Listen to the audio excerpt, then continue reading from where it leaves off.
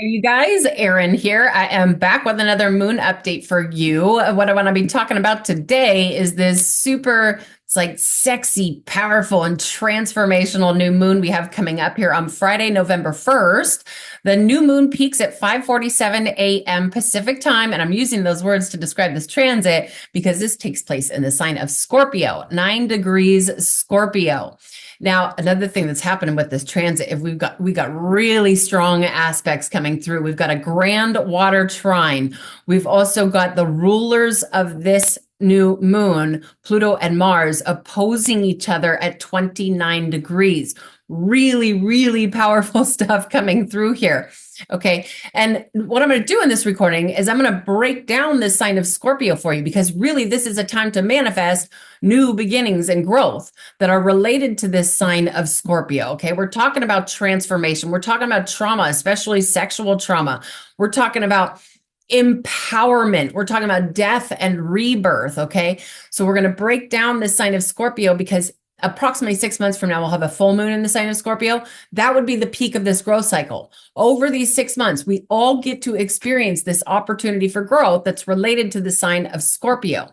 Okay, what I always do is I pull out my journal. I write down the growth that I want to experience that's related to the sign the new moon takes place in, and then I apply it to my own natal chart.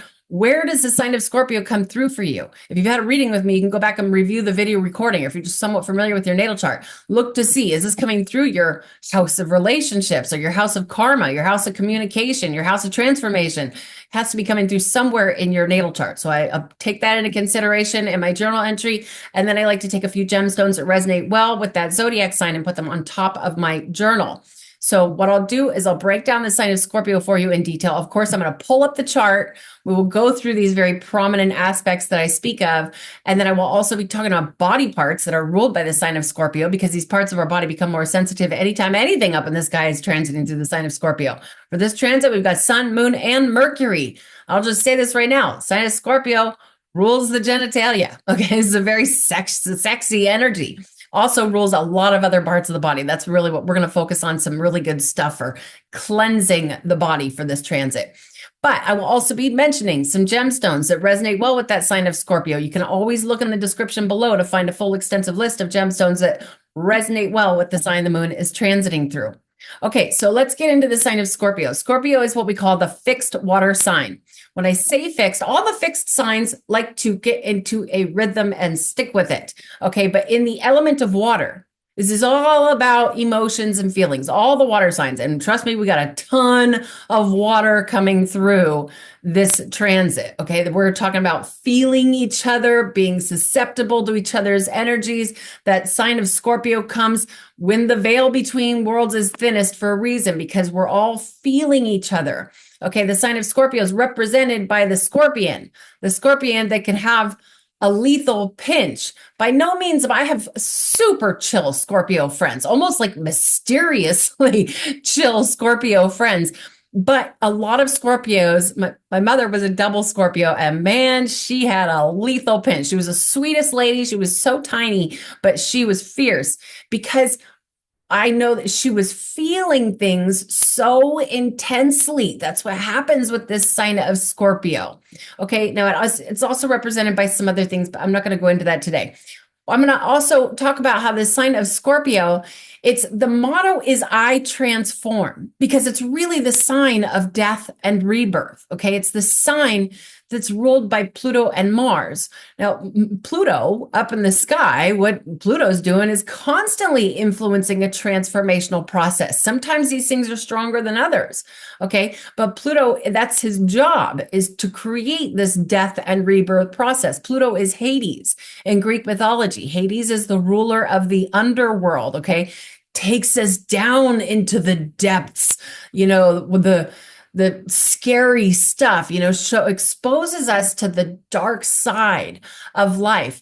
But then what happens is we're empowered through that experience. If we can rise above that process, when we go through some sort of a rock bottom experience and then rise above that, we are totally empowered. That is a true death and rebirth transformational process. And a lot of that has to do with the fact that Pluto is one of the rulers for the sign of Scorpio, also being ruled by Mars. Mars rules our physical drive. So Pluto is like our spiritual drive or our spiritual willpower. Mars is our physical drive and our physical willpower. Okay, that's in kind of what makes this sign of Scorpio so powerful. Okay, so how do you want to grow in these ways? And talking about trauma, sexual trauma. I mean, I get it. I work in a position where I'm going to hear a lot of stories about this, but it seems like, kid you not, every single woman, as if the conversation comes up, every single woman that I work with has been through some sort of sexual trauma. Okay. And it's brutal to get stuck in that and not be able to go through that transformational process and be empowered by it. It is extremely empowering to rise above it and get through that, because then what happens is you get to help other people rise above and heal from their own trauma, any kind of trauma really, but especially some kind of sexual trauma. And it's not just women. Trust me, I've got male clients as well who told me some really awful stories about their own sexual trauma, especially from childhood. Okay, so this is a perfect opportunity to set the intentions to rise above that and be empowered through the experience. So again, you can help others heal from their own experience. The sign of Scorpio tends to be really good at that sort of thing. Not only that, but the sign of Scorpio can dive into some serious research. Okay, this is like the sign that can psychoanalyze everything, really, Scorpio and Pisces. And we've got a bunch of Pisces energy coming through with this transit as well. So that sort of thing, doing the research, things like what they would teach in mystery schools, the occult studies, that sort of thing. Maybe that's something that you want to really experience growth in, is studying that sort of stuff. I mean, it's absolutely mind-blowing. I'm totally drawn to those kinds of studies. That's kind of like my life's passion, is studying things that are of the unseen forces. Okay. Now, also something to keep in mind. This sign of Scorpio, as I already mentioned, it's like we're all more susceptible to feeling each other's energies, but also the fact that it is Halloween. And I know a lot of people, maybe not necessarily my age at 46 years old, but a lot of younger people are going out there and partying and, exposing themselves to all kinds of energetic parasites. The sign of Scorpio tends to be sensitive to picking up parasites. It's also the sign that can flush those things out, but be mindful of that, especially if you're going out and you're drinking and you're doing drugs and all kinds of stuff like that. Just be sure to set some good, strong boundaries for yourself, because you don't want to end up stuck with some sort of, even if it's a physical parasite. And trust me, I know that I have a lot of people, when I talk about parasites, talk about how there's actually parasites that will go into us to protect us. Like we're all filled with weird toxicities because of the world we live in today. Everything's filled with toxicity, the air, the water, the soil. But these some of the parasites will come in to try to wrap themselves around that toxin to protect us. But overall, ultimately, what we want to do is flush out the toxicity and flush out the parasites, so they don't even need to protect us in the first place. But I really do say with confidence, there's plenty of really bad parasites out there as well, especially once they get into your body and they start mutating and connecting with other things. So I'm going to break all that stuff down when we get into body parts and, that sort of thing. Okay, so mostly, how do you want to grow in these ways that are related to this sign of Scorpio? What kind of transformational process are you in? Like, what kind of journey are you on? And what do you want from the results? Like, how do you want to be empowered? Again, it's also super helpful if you know where that sign of Scorpio comes through your own natal chart. Okay. If it's coming through your house of relationships, maybe it's coming through your house of karma, that sort of thing. But if not, if you don't have time to figure out which house this is coming through in your own natal chart, don't worry about it. Just focus on the sign of Scorpio in and of itself. Okay, so let's go ahead and pull up the chart here. Start going through some of these wild aspects. Okay, so if you are new here, I work with geocentric Western astrology. So with that said, what we're looking at here is basically a snapshot of what we call the tropical zodiac at the time of this new moon. Okay, again, this is November 1st, 2024, 5:47 a.m. Pacific time. Now, these symbols right here are the symbols for the celestial bodies. Like here's the sun, here's the moon, here's Mercury, here's Venus, here's Pluto. When we go in the wheel just a little ways, these things are the symbols for the zodiac signs that all those planets and celestial bodies will be beaming through at the time of this new moon. So let's start here with the sun and the moon. Anytime we have a new moon, it means the sun and the moon are exactly in the same spot in the zodiac. We see they're at 9 degrees and 35 minutes, 9 degrees. So we're still in that first decadent of this scorpionic energy. This is very, very pure scorpionic energy. Okay. And when you think about it, it really is. It's like the sun is the father, the moon is the mother. When we have that new moon, they're coming together and they're creating this baby, this energetic baby that grows over the next 6 months till we have that full moon in the sign of Scorpio. Okay. So that is, we're talking about the opportunities for this growth. That's really what happens when we have a new moon. Okay, now, first aspect I'm going to point out is this guy going over here. Here's Saturn, which is going through the sign of Pisces, which I like this transit because it's almost like you're setting the, Saturn wants discipline. Saturn wants us to take care of our responsibilities. Okay, so Saturn, this trine, this 120, approximately 120 degree angle that's going from the sun and the moon over to Saturn, it's almost like Saturn's there saying, hey, let's be disciplined with this. Let's actually really do this, okay? Especially since Saturn's going through Pisces, and Pisces is like the mystic of the zodiac, okay? Very, very spiritual energy coming through here. You know, on that note, I'm going to go off on a little tangent here. I just was reading something the other day that really just kept talking about how astrology is so spiritual.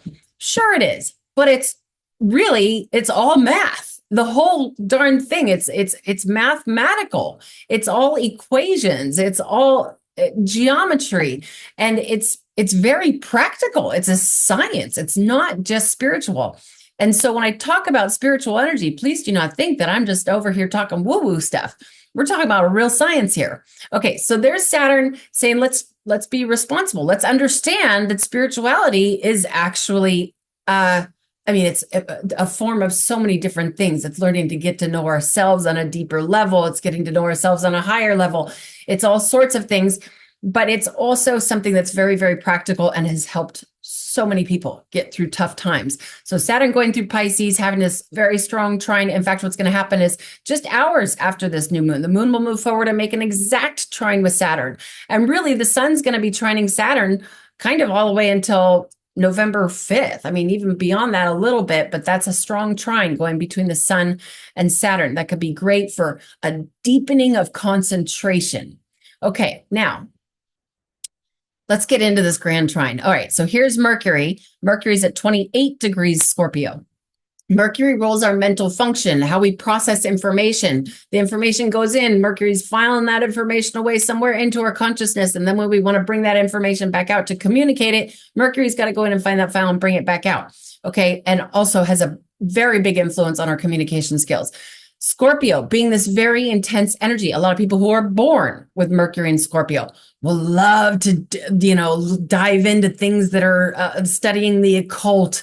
And, Scorpio loves that kind of energy. They could be really incredible, like psychologists, that sort of thing, things that are making the mental function in this very, with a lot of depth and a lot of seriousness and a lot of intenseness. But what's going on here is Mercury sending this harmonious trine, this blue line, over to Neptune in Pisces.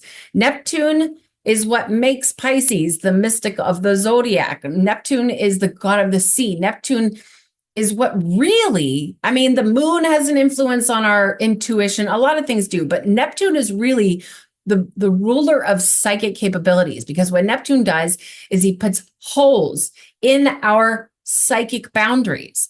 Now, this is so interesting. The sign of Pisces really, by nature, doesn't have good boundaries at all. And it's because that sign of Pisces they're constantly picking up other people's thoughts and feelings and emotions. Well, we're all experiencing that with Neptune going through the sign of Pisces, but especially while Neptune is harmonizing with Mercury, the ruler of our mental function. So we got Neptune and Pisces, Mercury and Scorpio, both very psychic energies. And then we see this trine going up here to Mars. in Cancer, and obviously there's another trine that comes down here. That's a grand trine. That's a grand water trine. I was thinking when I pull up this chart, generally what I work with in astrology is like chart interpretation, really helping people understand themselves through their natal chart. And I pull up this chart and I'm like, holy smokes, if there's a baby born at this time, they're going to be incredibly psychic, super intuitive energy. Okay, Mars. Mars is what rules our physical drive, our physical willpower. Coming through the 29th degree, that is an anaretic degree through the sign of Cancer. Okay, now for a lot of people, if you've got something in your natal chart, especially any of the water signs, Cancer, Scorpio, Pisces, I'm going to say between 25 all the way up to the end of 29 degrees and 59 minutes of any of the water signs, this stuff is really coming in. There's a lot of, when I talk about water in astrology, we're talking about emotions, we're talking about intuition, we're talking about feelings. And, you know, of course, some of that can be absolutely lovely and beautiful. But if you are hanging out with a bunch of people who are in a cruddy mood, you are definitely going to be picking that up. Okay. And Mars, what Mars is, if you look at the glyph for Mars, Mars wants to penetrate. Mars wants to pierce. He wants to go through. And the sign of Cancer, the motto is I feel. Okay. This is very much about piercing through those feelings. This can also be, Mars and Cancer, if this is hitting something in your chart, you might suddenly feel like there's somebody that you need to protect. Whether even it could potentially be yourself. You need to feel like, which would be a good thing. I think it's a good time to keep yourself protected. It's always a good time, but especially with this kind of transit. But it also could be you need to protect your children. You need to protect somebody who can't defend themselves. That sort of thing could definitely be going on, especially with Mars at the 29th degree of Cancer. Now, directly across from Mars, here we see Pluto. Okay, so again, we got Pluto and Mars, the rulers of Scorpio. So they're like the lord of this new moon, lords of this new moon. 29 degrees. If you look, so here's the sign of Cancer. We're blue right here. Then it turns into the sign of Leo. So Mars is just 56 arc minutes away from moving into the sign of Leo. When that happens, this is why it's called the anaretic degree, the very last degree of any zodiac sign. It's almost like Mars is, he's like ready to peek into the next door. It could be very, it's a powerful kind of intense degree of the zodiac, but it also can almost feel like, which way am I going? Am I going forward? Am I going into this next, am I opening up this door and walking into it? Might feel a little bit of confusion there with the 29th degree, but also Pluto down here at 29 degrees Capricorn.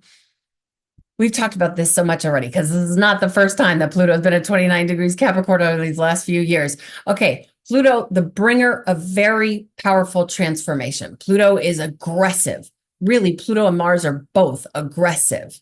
Okay, but Pluto is more like the depths of hardcore shadow work, okay, which creates the death and rebirth process. That's why, in part, why Pluto is one of Scorpio's rulers.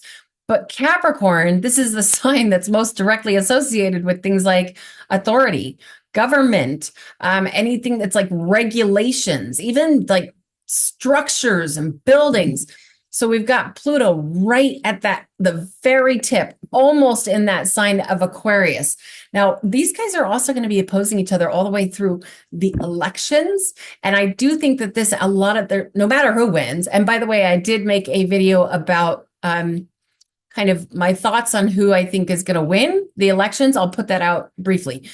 But I think no matter who wins, there's going to be a lot of aggression going on, so please be so mindful with your energy and other people's, be respectful of each other's opinions. It drives me crazy that these elections every 4 years, there's this massive divide between families and humanity itself. Okay, so keep that in mind. But this is a very, very powerful transit. I kid you not, if you are going to be out, even if you're not partying, let's say you're taking your kids out trick-or-treating or whatever, you might want to envision this like gold and white light around yourself and your loved ones to keep yourselves protected. It could be super. I mean, if you're somebody who likes to have, ceremonies or, some kind of a new moon ritual, this is a really good lineup for that sort of thing. Not only that, but if you're curious about how that stuff works, metaphysics, that sort of thing, this is a really, really good time to be researching that sort of thing. Okay, maybe I'll list some books in the description, some of my favorite books for understanding that sort of thing. I will do that. There'll probably be some goodies. In fact, yeah, you look in the description below and you'll see all kinds of goodies going on down there. Okay, now let's talk about optimistic Venus here going through the sign of Sagittarius. Hallelujah for this. This is our only wandering star, otherwise known as planets, in a fire sign, okay?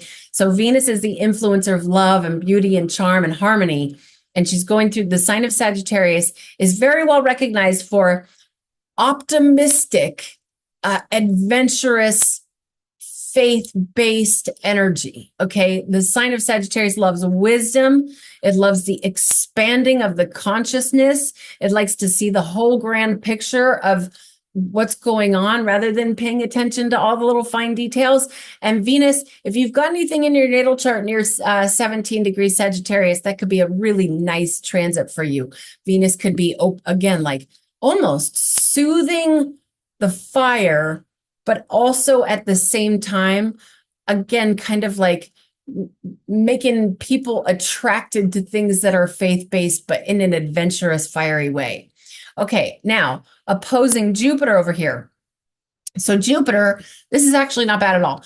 Jupiter is Sagittarius's ruler. Okay, so he's opposing his own sign, which is actually not bad. It's actually a pretty good thing. It's more like, and not only that, but Jupiter and Venus are both the benefics. Okay, they influence beneficial energy, and so that's also something we can take into consideration. The benefics are having a conversation together as well. But this is Jupiter, which all those things that I just said about the sign of Sagittarius, optimistic, seeking adventure, faith, all those things of wisdom, that comes from Jupiter ruling that sign of Sagittarius. That's what Jupiter is all about. Jupiter can even influence things like long distance travel for the purpose. In fact, I've got some friends who just flew and traveled all over the place. They went to Egypt, they went to Portugal, they went to Greece, all over the place. And the whole time they're exposing themselves to all this ancient wisdom, all this ancient technologies and all sorts of things that really do expand the consciousness, seeing how other cultures live, that sort of thing. That's very Jupiterian. But what Jupiter is doing is going to the sign of Gemini, which Gemini is the student who pays very close attention to all the little facts, okay? Really what we have going on here is the professor in the student's house. So there's a lot of learning that could go on here and a lot of love for the learning as Venus is involved here as well. Okay, now let's see. Next, let's talk about what's going on between Uranus, Neptune, and Pluto. Okay, so here's Uranus, which Uranus has a massive influence on things of an electrical nature. Okay, it's almost like it disrupts or interrupts an electromagnetic field. Okay, we all have this toroidal field going around us. It's our own personal electromagnetic fields, but there's also electromagnetic fields that are going on in every which direction all around us. Okay, and what Uranus will do is kind of get zappy with those things. Uranus is very revolutionary, Uranus wants to do things differently than how we've been doing it in the past. Uranus is like, oh, you've been having this job for the last 10 years. Well, guess what? Uranus comes around and says, boop, now you have a different job. Or something along the lines of, we've been using the same banking system. This is a great example. It's the sign of Taurus. As Uranus is going through Taurus, Taurus rules money and finances. Okay. We've been doing this same way, banking systems, for hundreds of years. And all of a sudden Uranus comes along through that sign of Taurus and says, guess what? Boom, we're going to do this a different way now. And just to think about how over these Uranus entered into the sign of Taurus in 2018, thinking about like Venmo and Zelle, all these new ways to have, financial transactions occur, even, the cryptocurrencies, digital currencies. I think we're going to start to see even more of that stuff over these next few years. Well, Uranus really kind of finishes up in that sign of Taurus. Okay, but back down here to Neptune. So Neptune, we already talked about, puts like holes in our boundaries, our psychic boundaries. And then here we have Pluto, the ruler of our psyche and transformation. Okay, these guys are the power players, Pluto, Neptune, and Uranus. They're the slowest moving of all the wandering stars, all the celestial bodies. They're the slowest moving. And they are all having a conversation together for months. Okay, here's Uranus. We see a green line going from Uranus to Neptune, and then we see another one down here from Neptune to Pluto. In fact, Pluto is also making a sextile with Mercury, and Uranus is also making a sextile with Mars. A lot of sex. This is opportunity. This is creating opportunity. But we're talking about what's going to happen here. And I'll make a video about this as well. Uranus, Neptune, and Pluto will all be changing zodiac signs within months of each other. Now that is that barely ever happens. The last time that happened was way back in 1739. I think it was like 1739 to 1741. Totally different lineup. But we're talking, those are the things that make entire generations. They create entire, ways of looking at the world and the way that the world occurs and how it affects our psyche. All kinds of massive changes about to unfold over these next couple of years. And it's just starting right now because they're all sextiling each other. This is really, really powerful stuff. Okay, let's talk about Chiron and then we'll talk about the nodes. So here's Chiron, which we talked about many times before. Chiron is the wounded healer. Chiron wants us to heal. Okay, Chiron influences wounds from early childhood. Usually those wounds are buried so deeply we're not even aware of them until one day we have some sort of a Chiron transit. Chiron transits over your sun or your moon or whatever it is. And all of a sudden, like, oh my gosh, something to the core of you feels wounded. And if we heal those wounds, then we are able to be healers ourselves. Okay. And in the sign of Aries, Aries is the sign of self. Aries is the warrior of the zodiac. Okay. So Chiron is really for all of us, but especially if you've got something near 20 degrees Aries in your natal chart, it's like Chiron's saying, let's heal these wounds. Then you can maybe not even necessarily for your profession, but being able to help others heal is so rewarding. Okay, so I do encourage all of us to work on healing all of those wounds. Okay, now, North Node and South Node. Okay, so the North Node's pumping through 6 degrees Aries. If you have anything in your natal chart near 6 degrees Aries, you might be experiencing some frustrations, actually. Yeah, Aries is a wonderful energy. I love Aries, but the North Node, the dragon's head, pumping that Aries energy in onto something, if you've got it at 6 degrees Aries in your natal chart, you might be dealing with some frustrations, but it's also what it's trying to do is make you go. Make you take the action that you've been needing to take. That sign of Aries is all about taking action. It is the pioneer. It's the cardinal fire sign. That's going on. The North Node will be in the sign of Aries until, I think it's like January 20th or something like that of 2025. And then it's definitely January of 2025 that these nodes are in these zodiac signs.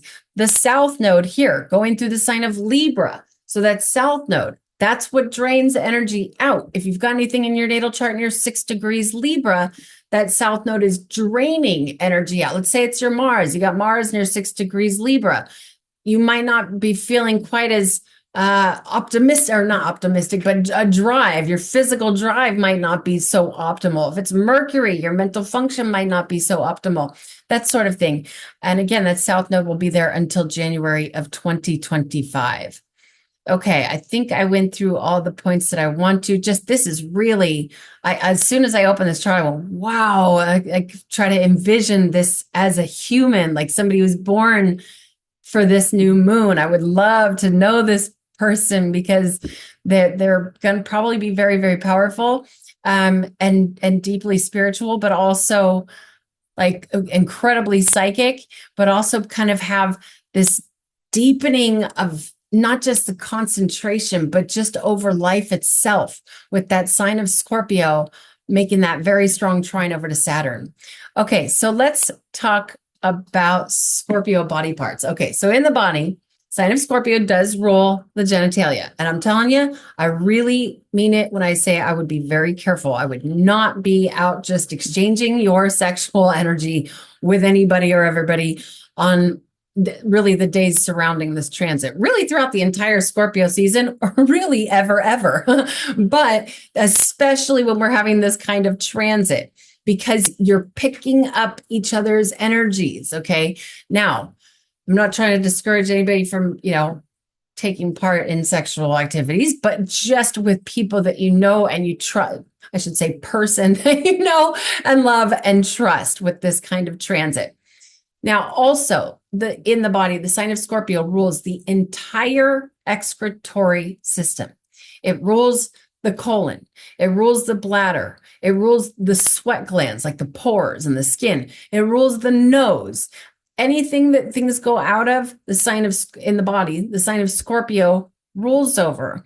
Okay, so with that said, this is, and I'm by no means, what I'm going to go into here is how to flush things out. The people who are born under the sign of Scorpio can have incredible vitality. A lot of them can be susceptible to picking up things like candida and all kinds of weird things, but they can be so, this is the sign that can detox and flush it out. Anybody can, but really the sign of Scorpio tends to be really good at it. Unless you got like, say, Saturn in Scorpio or something like that.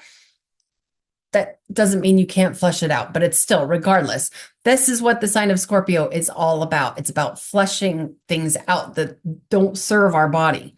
So what I'm going to start with here, as I've mentioned so many times before, but it's because this is literally my favorite supplement in the whole world, probably. It's called RUG, R-U-G, Remove Unwanted Guests. Okay. And it's a combination of wormwood, black walnut hull, clove, it got chanza piedra in there. It's also got enzymes. It's basically a combination of everything that will flush this stuff out of your intestines. Okay. This is a really, and it's like all these products I'm about to show you, well, almost all of them are coming from davidwolf.com. I will leave a link where you can get this stuff. And the reason why it's like, I know that his number one priority is quality. So everything in here is organic, super high quality stuff.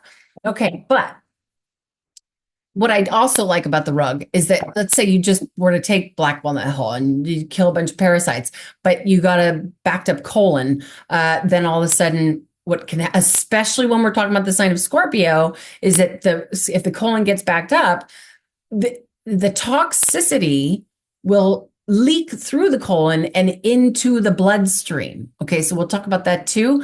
But the RUG, for the most part, for most people, will make sure that doesn't happen. We'll make sure that it gets flushed out of the colon as well. But if you're somebody because I've been talking to some women who, seriously, they say they only have like one bowel movement a week. And I'm going, oh my God, that's awful. I don't even know how you could possibly think clearly. Okay, so for that, one of my favorite supplements, probably my favorite supplement for doing the colon flush here. This is called the Oxy Powder, and it's from Global Healing, and it's very, very powerful. If you do use this, I'd say follow the directions very specifically, but it's a really good way for flushing out the intestines, but especially the colon. Okay, now, next up, where should I go next? Let's go to this. This right here is activated charcoal, which I've been taking activated charcoal for so many years now. I think I made a video about it like 11 years ago. Activated charcoal. Again, this one's from David Wolf, davidwolf.com. Because I know, in fact, I remember reading an article that one time he found like just the like 0.0 or 0.001% of something that was not pure in the activated charcoal, and he dumped the entire supply and started all over again. Activated charcoal will pull stuff out of the body. So if you take something that's something that kills parasites or something that's just overall, getting toxicity out of your body. The activated charcoal, in fact, this is what people will take if they get food poisoning, because the activated charcoal will suck it up and pull it out of the body. But again, you need to make sure that your colon isn't backed up. And then when we take into consideration all this water, okay, it's sun, moon, Mercury, Mars, and Neptune and Saturn, all in water signs. I think there was something else as well, but all in water signs. So the fluids in the body. So basically what this is called carbon C60. The camera's not really picking it up. Most people know it as C60. Well, what that is it's carbon 60. And basically what this is it gets into the cells. It's almost like activated charcoal for the fluids in the body, the cells in the body. Now, I kid you not, with all these things, I mean, if you've never taken any of these things, you might not want to start out heavy on November 1st or something like that. But really what I'm going towards here is realizing that if we set the intentions now, and you don't necessarily have to be these, just setting the intention, like, okay, yeah, if you're not thinking clearly, if you're dealing with brain fog or anything like that, more than likely it's because you've got a lot of toxicity, and it's, then you've got parasites that are wrapping themselves around the heavy metals in your body, that sort of thing. Set the intention to flush that stuff out over these next 6 months. This new moon is a perfect time to be doing that. Okay, so there's that. Let's see here. Next, we're going to talk about gemstones. So the dedicated zodiacal birthstone for the sign of Scorpio is topaz, and unfortunately, I don't have a topaz. I did, but as I've mentioned before, when I moved last year, I somehow misplaced a box of my gemstones. Not all of them, but definitely, I'm missing on some of my favorite ones. And I'm really hoping they're in my shed at my old house. Anyway, so I don't have a topaz, but obviously not everybody has topaz. I always leave a full extensive list of gemstones that resonate well with the sign the moon is transiting through. But what I will be working with here, this right here, is smoky quartz. Now, smoky quartz is super common. I mean, if you go into like any metaphysical shop or any, crystal shop or whatever it is, you're definitely going to find smoky quartz. A lot of people that don't even realize what it's doing have smoky quartz just hanging out in their house. I know my parents, my father and my stepmother have smoky quartz all over the house, and they had no idea. They just thought it was pretty. But really what it's doing is it's protecting you. The darker the smoky quartz is, the more protective it is. The clearer it is, like if it looks more like a clearish crystal quartz, that's amplifying. So smoky quartz, just in and of itself, is both protective, but also amplifying. Excellent stone. You don't necessarily need a big old monster like this one, but smoky quartz is such a good stone. Okay, the next one I mention here is malachite. Malachite, I work with malachite all the time. Malachite is one of Edgar Cayce's top recommended stones. Edgar Cayce, the great psychic. If you don't know who Edgar Cayce is, I strongly suggest Edgar Cayce. Studying Edgar Cayce files would be like supreme for this kind of transit. Edgar Cayce is fascinating. Anyway, malachite it resonates beautifully with the sign of Scorpio, and not only that, but it's another one that's super protective. But it's got a lot of copper in it. Copper is like technically Venus's metal, and Venus is, in medical astrology, almost a remedy for everything. Maybe not a sugar addiction, but Venus is just soothing and calming, and that's what this malachite does. It's soothing, calming, and very protective. I love malachite. I feel like everybody should have a piece of malachite. Next up, carnelian. We talked about sexual trauma. Carnelian is said to be the best stone for transmuting or, flushing out that sexual trauma, something that's just rooted in you, especially. And I have done a lot of research on this, and it seems that if the sexual trauma comes from early childhood development, it's harder to let go of. It's harder to flush it out. And so might need a whole bevy of things to help really work through that. But carnelian, as far as gemstones go, that would be my favorite one for that. Okay, I think I better leave that there. If you would like to schedule an astrology reading, please do visit erinwageastrology.com. I do hope to hear from some of you. And until next time, namaste to all of you.